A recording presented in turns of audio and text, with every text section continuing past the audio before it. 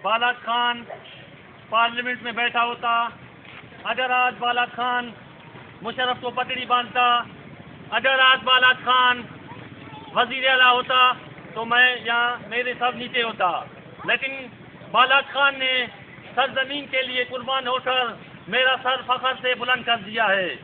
आज मैं यहाँ पर फख्र के साथ खड़ा होकर ये कह सकता हूँ कि बालात खान मेरा है। मरना तो सबको है, जैसे दोस्त ने कहा मरना सबको है, लेकिन वतन की खातिर कोई कोई मरता है।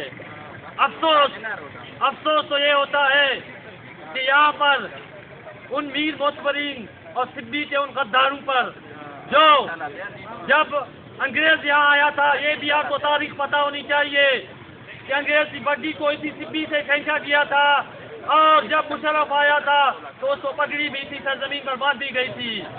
मेरा सर उस बालात खान पर फख्र करता है, तो इस सिब्बी के इस अमल पर मुझे शर्मिंदगी भी होती है कि काश कि मेरा बलोच, जो बलोच सरदार थे, सब इकट्ठे थे, चाहे चीफ ऑफ जालवान हो, चाहे चीफ ऑफ सारवान हो, चाहे चीफ ऑफ बोलान हो, सब इस सरजमीन के गद्दार हैं, सब इस सरजमीन के सौदागर हैं, और सबका मकसद इस सरजमीन को बेचना है।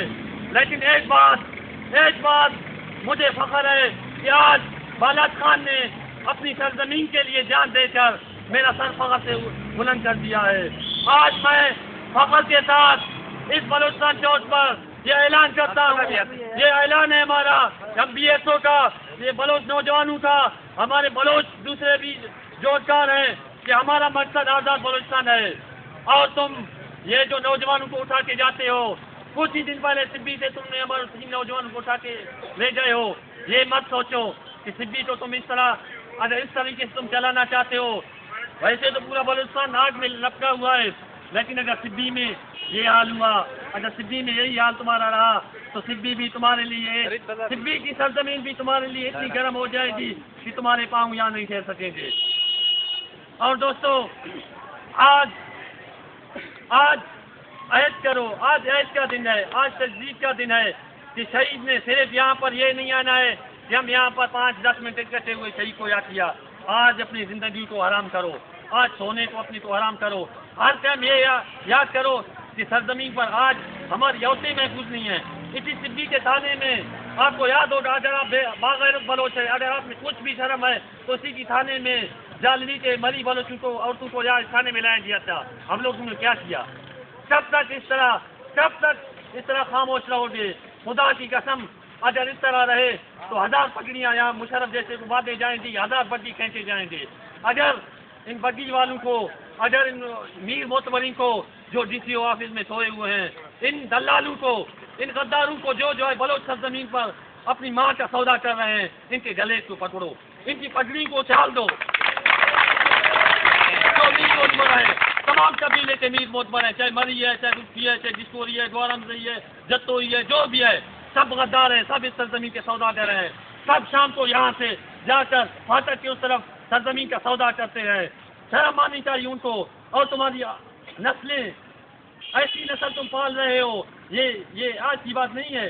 अगर अंग्रेज की बग्गी को ना खींचा जाता, अगर मुशर्रफ को पगड़ी ना बांधी जाती इस बलूचिस्तान सरजमीन पर, आज सिब्बी में गद्दार नहीं होते, आज हमारा सरजमीन भी मकरान जालवान की तरह होता। लेकिन अफसोस हर दफ़ा यहाँ पर गद्दारी होती है, हर दफ़ा मेरे मीर मोतबरी बिक जाते हैं, और बिक भी क्या जाते हैं 2 प्याली चाय पर। शर्म आनी चाहिए इनको। और एक बात आप लोग ज़हन नशीन कर लें, जो भी सरजमीन के गद्दार हैं, जो सिब्बी से ताल्लुक है, चाहे जीलम से ताल्लुक है, उनकी जिंदगी मौत है, हमें तो मौत नसीब है। एक बात जो यहाँ पर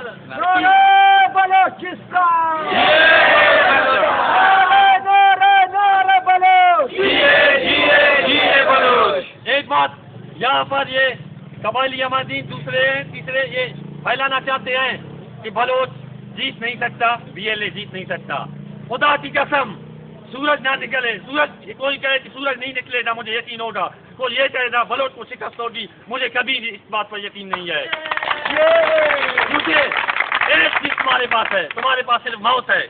मौत दे सकते हो, मौत को मैंने कबूल कर लिया है, आज से नहीं मौत को मैंने कबूल कर लिया। तुम्हारा बाप नाजायज बाप अंग्रेज था, उसकी भी तोपे कान में पड़ी हुई है। सिब्बी की तारीख पर अगर किसी को यकीन है या बलूचिस्तान की तारीख को किसी को पता है, कुरान के उसमें मेरला मारी में आज भी अंग्रेज की तोपें पड़ी हुई हैं। तुम्हारा बाप मुझे शिकस्त नहीं दे सकता, तुम मुझे क्या शिकस्त दोगे?